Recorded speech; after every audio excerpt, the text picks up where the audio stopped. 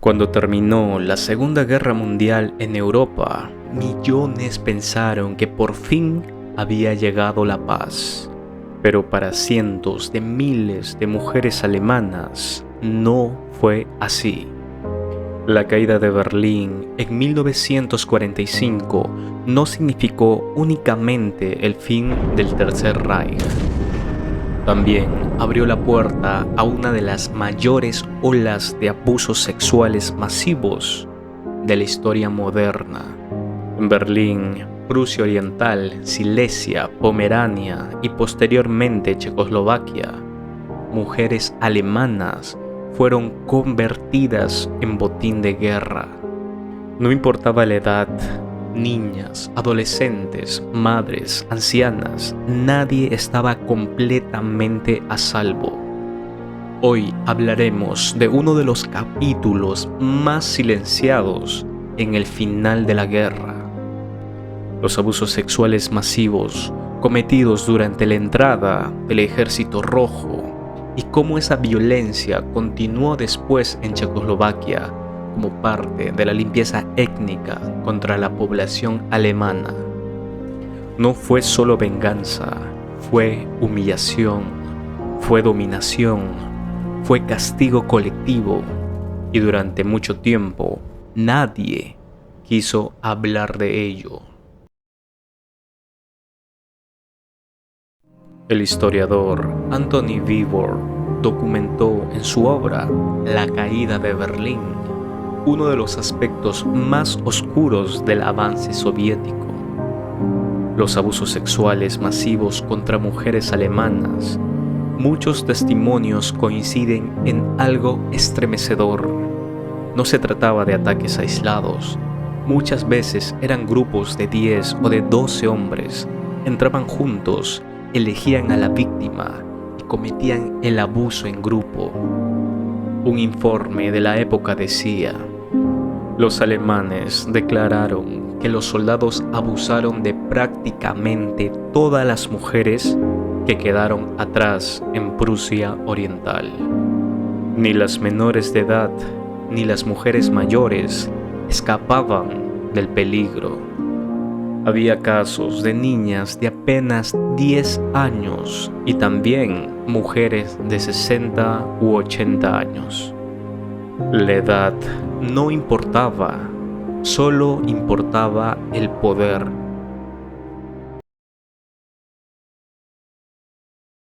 Algunos soldados soviéticos escribieron en secreto lo que veían.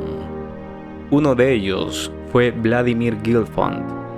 Sus diarios muestran escenas imposibles de olvidar. En una entrada, al llegar a Berlín, vio a un grupo de mujeres cargando maletas y huyendo.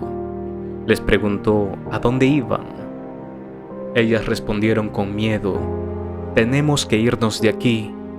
Sus rostros reflejaban puro terror. Una joven levantó su falda y dijo: «Me tocaron aquí, eran al menos 20 hombres». Y comenzó a llorar. Otra mujer dijo: «Abusaron de mi hija delante de mí y volverá a pasar otra vez». No era una excepción, era una realidad repetida.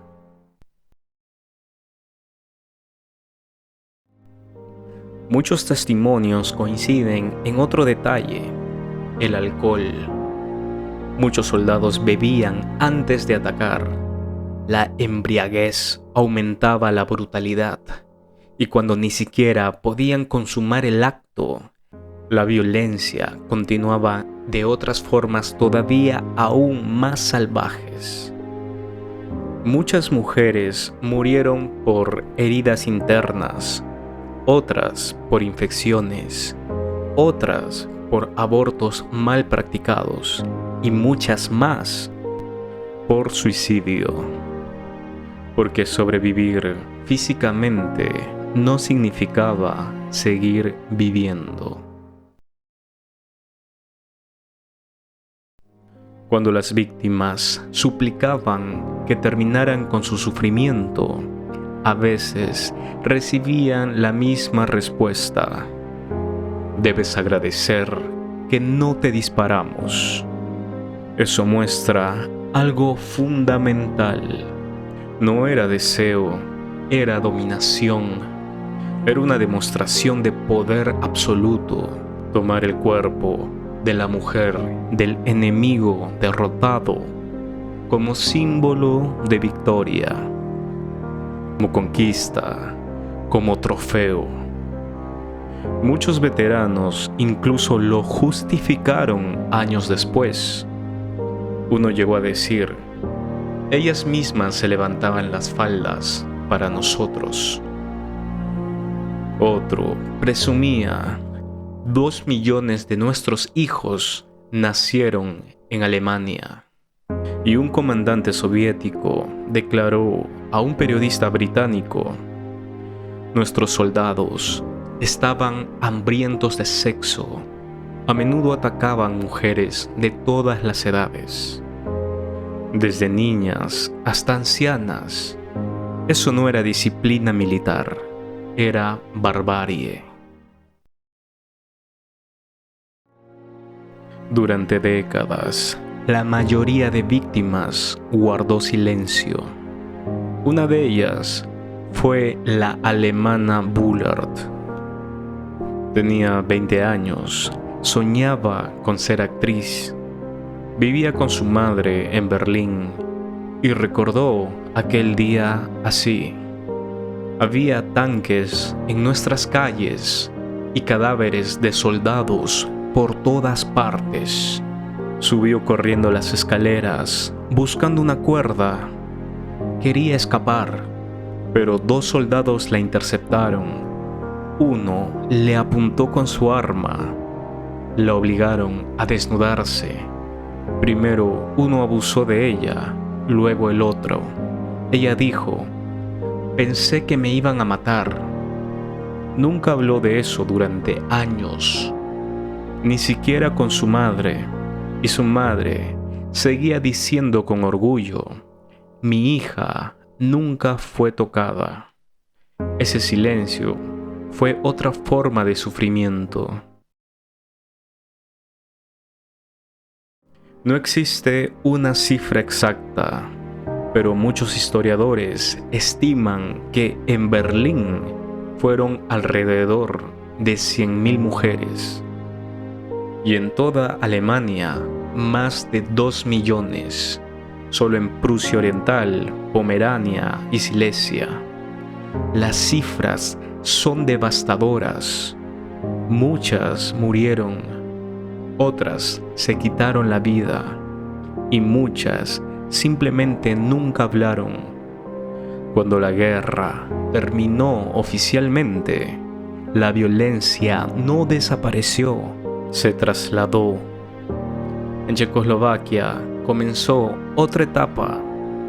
Ahora no solo actuaban soldados soviéticos, también participaron guardias revolucionarios checos, militantes, policías y civiles.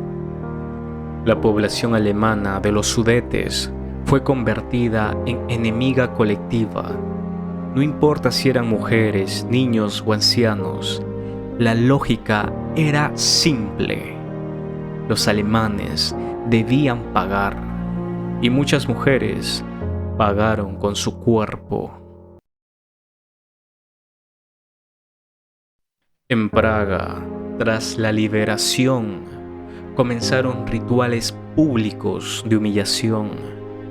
Mujeres alemanas eran sacadas de sus casas, les rapaban la cabeza, les pintaban esvásticas en la frente, les arrojaban agua sucia, las obligaban a arrodillarse en camiones mientras la multitud las golpeaba. Debían gritar: somos las prostitutas de Hitler. No era solo castigo, era una ceremonia pública de degradación. El cuerpo femenino se convertía en el símbolo de la derrota alemana.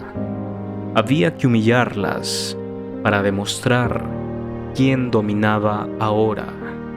Después llegaron los campos, Solo en Praga existían decenas de campos improvisados con miles de internos. Por la noche, guardias permitían la entrada de grupos de hombres. Elegían a mujeres jóvenes, las sacaban y sufrían abusos sexuales repetidos. Una sobreviviente escribió: "Imaginabas lo peor y aún así estaba muy lejos de la realidad". Muchas no podían ni describirlo, solo decían: "Eso también me pasó". Porque el dolor a veces no necesita detalles. El Estado checoslovaco retiró la ciudadanía a la población alemana. Eso significaba algo terrible.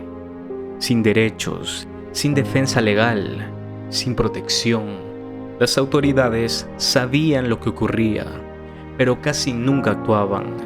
En muchos casos, simplemente miraban hacia otro lado.